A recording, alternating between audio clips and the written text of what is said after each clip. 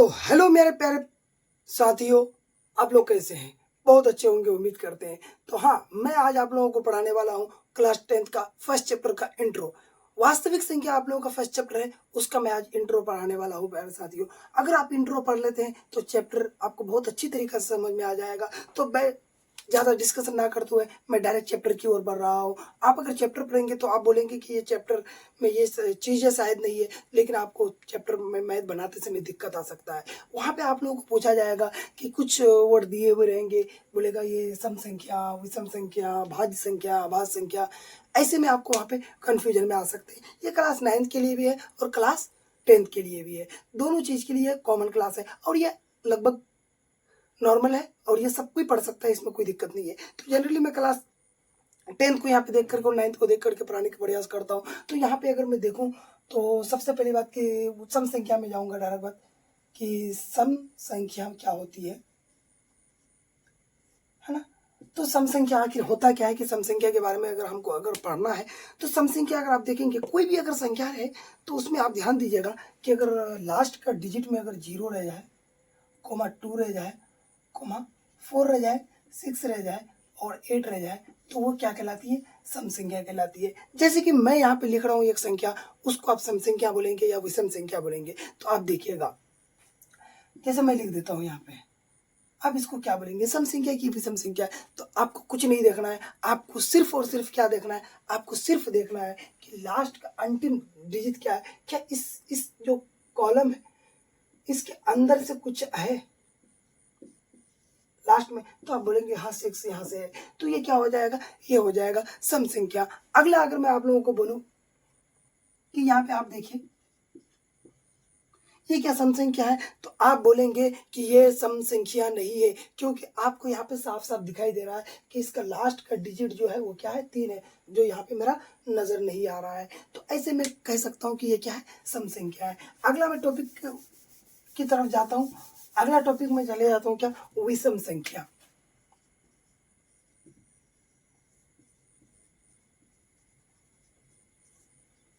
है ना, विषम संख्या क्या होता है? तो विषम संख्या के लिए इसमें एक टॉपिक है कि विषम संख्या।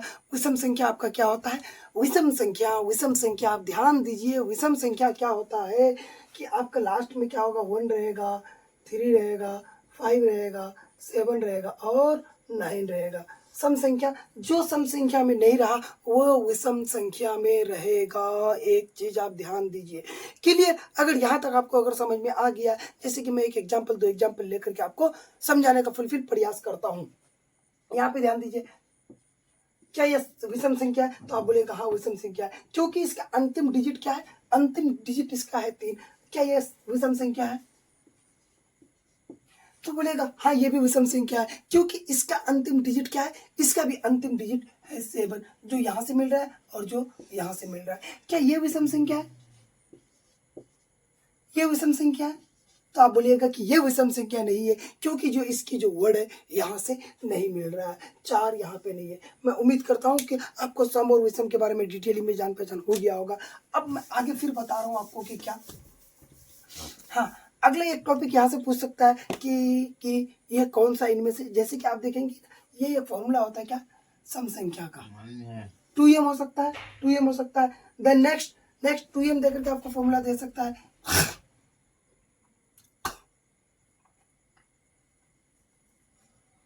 2m दे सकता है फॉर्मूला, या +2 दे सकता है। ये एक फॉर्मूला ऐसा करके दे सकता है, ऐसा करके दे सकता है, या 2m+4 दे सकता है, या 2m+6 ऐसे करके दे सकता है, या फिर 4m एक्सला 6m ऐसा करके आपको फॉर्मूला मैट्रिक बोर्ड वाला ऑब्जेक्टिव में पूछते हैं। तो इसका मतलब क्या होता है? और विषम के लिए क्या होगा? सेम ऐसी ही होगा, सेम ऐसी ही होगा। 2m+1 कर दो, ये विषम संख्या का एक फॉर्मूला का रूप होता है। अगला मैं फिर आप लोगों को बताने वाला हूं क्या। अगला क्या है? अगला क्या है? भाज्य संख्या और अभाज्य संख्या के बारे में। ठीक है, ठीक है, समझ आ रहा है आप लोगों को? उम्मीद करते हैं कि समझ आ रहा होगा आप लोगों को। तो अगला क्या है? भाज्य संख्या और अभाज्य संख्या। तो भाज्य संख्या प्यारे साथियों मैं ये कहना चाहूंगा क्या,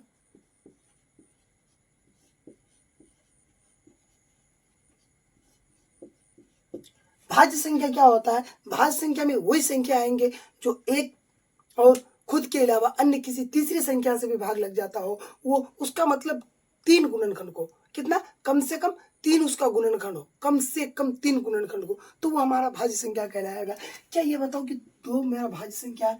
तो आप बोलिएगा कि 2 भाज्य संख्या नहीं है। आखिर क्यों 2 भाज्य संख्या नहीं है? इसका भी मैं रीजन आपको बता रहा हूँ, इसका भी मैं आपको बता रहा हूँ कि क्यों 2 भाज्य संख्या नहीं है। तो यहाँ पे आप देखिए कि अगर मैं 2 को लिखूं तो 2 गुना एक ही लिख सकता हूँ, और अन्यथा कोई तीसरा इसका रूप नहीं हो सकता है। इस आधार पर मैं कह सकता हूँ कि ये मेरा क्या है? भाज्य संख्या नहीं है। तो फिर ये क्या है? बोलो, भाज्य नहीं तो अभाज्य है भाई।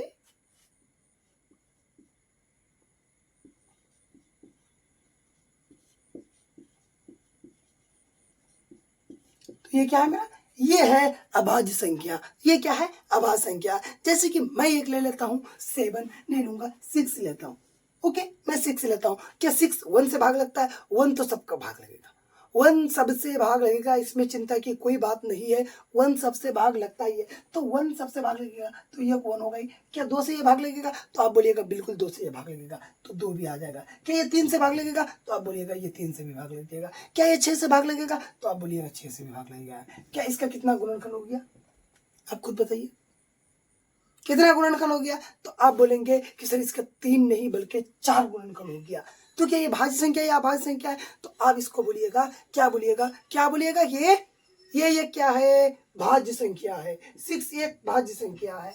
अगला मैं फिर देख लूंगा, क्या देख लूंगा, देख लेता हूं मैं 13। क्या 13 का कोई गुणनखंड है? 13 का कोई गुणनखंड है? तो आप बोलिएगा कि 13 का कोई गुणनखंड नहीं है।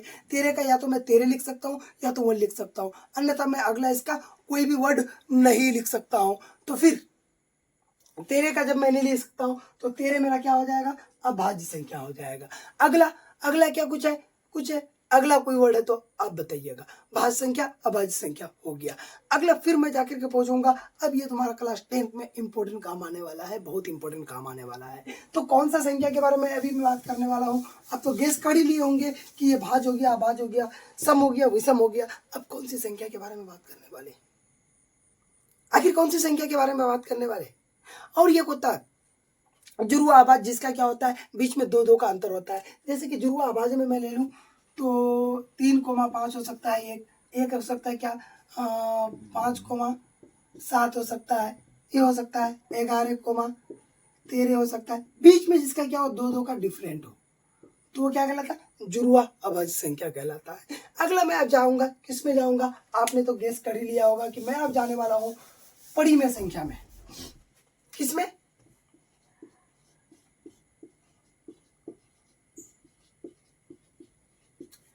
परिमेय संख्या क्या हो जाता है ना? आपने तो वर्ड को सुन ही लिया होगा कि मैं पढ़ाने वाला हूँ, परिमेय संख्या बताने वाला हूँ। तो परिमेय संख्या क्या होता है प्यारे बच्चों? परिमेय संख्या का मतलब क्या है? कि जो रूट से पूरा पूरा बाहर निकल जाए। क्लियर? जो संख्या रूट में ना रहे, है ना? तो वो क्या है? जो संख्या रूट में ना रहे, यदि अगर वो रूट में है तो वो पूरा पूरा रूट से बाहर निकल जाना चाहिए। तो वैसे संख्याओं को हम क्या कहेंगे? परिमेय संख्या कहेंगे। आपको तो बात समझ में आ गया होगा कि परिमेय संख्या का मैंने डिफिनेशन दे दिया, और जिसे क्या लिख सकते हैं? p/q के रूप में लिख सकते हैं। वैसे संख्याओं को हम परिमेय संख्या कहेंगे। अन्यथा q बराबर नॉट इक्वल टू 0 हो, है ना? यहाँ पे देखो, वैसे संख्या जिसे हम p/q के रूप में लिख सकते हैं, q बराबर नॉट इक्वल टू 0। हाँ, क्यू बराबर नॉट इक्वल टू 0, मतलब कि क्यू बराबर क्या? 0 नहीं होना चाहिए। और अगला क्या है? कि जो रूट में ना हो, जो रूट से पूरा पूरा बाहर निकल जाए। तो वैसे संख्या मेरा क्या कहलाता है? वैसे संख्या मेरा परिमेय संख्या कहलाता है। समझ में आ रहा है बात? समझ में आ रहा है? क्या इसको आप बोलेंगे कि ये परिमेय संख्या है? क्या बोलेंगे ये परिमेय संख्या है? तो बोलिएगा ये परिमेय संख्या नहीं है। क्यों परिमेय संख्या नहीं है? तो इसका एक रीजन है कि रूट में है 3। क्लियर? रूट में 3 है तो ये परिमेय संख्या नहीं है। अच्छा बता बेटा, क्या ये परिमेय संख्या है? तो बोलिएगा ये रूट में ये भी परिमेय संख्या है। नहीं नहीं, यहाँ पे ये गलती कर बैठोगे। नहीं तो ये एक परिमेय संख्या। बोलो कैसे ये एक परिमेय संख्या है? कैसे है? बोलो कैसे है? तो इसका भी एक रीजन है, ये परिमेय संख्या कैसे है। जैसे कि अगर मैं इसको निकालूं तो ये देखो, ये देखोगे तो कैसे 2 गुना 2 गुना 2 गुना 2 में टूटेगा। क्या टूटेगा? बोलो टूटेगा। 2 गुना 2 में टूटेगा। ये 2 का जोड़ा मिला, ये 2 का जोड़ा मिला, ये 2 बाहर निकल गया, ये 2 बाहर निकल गया, बना 4। क्या 4 पड़ी में संख्या है ना? 4 पड़ी में संख्या है, तो इसको मैं लिख सकता हूँ कि ये पड़ी में संख्या है। पड़ी में संख्या मैंने समझ लिया। और एक मैं आपको एक एग्जांपल समझा रहा हूँ। √3 + 14/12